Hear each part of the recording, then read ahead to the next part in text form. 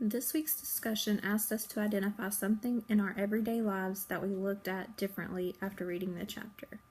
We are to describe the visual details of this piece and put ourselves in the shoes of the artist.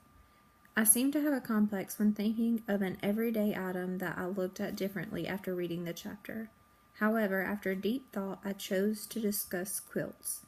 When I was young, I would watch my grandmother make quilts, but I still never thought of it as an art form. I just looked at quilts as something you went to the store to buy.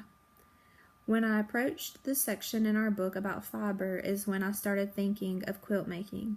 Our book states that fiber arts include such processes as weaving, stitching, basket making, surface design, wearable art, and paper making by hand.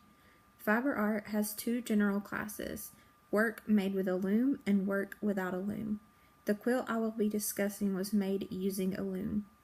A loom is a device that holds the fibers in place and may pull them apart for weaving. I mentioned that the quilt that I would be discussing was made using a loom. In my grandmother's living room, my grandfather had made her a loom that was designed to lower when she was working and then to lift up out of the way when she was not quilting. I remember that when I would go to visit her, I would ask her hundreds of questions and beg her to make me a quilt. It wasn't until she passed that I found out that all that begging worked and she made me one. The quilt that she made me used the wedding ring pattern.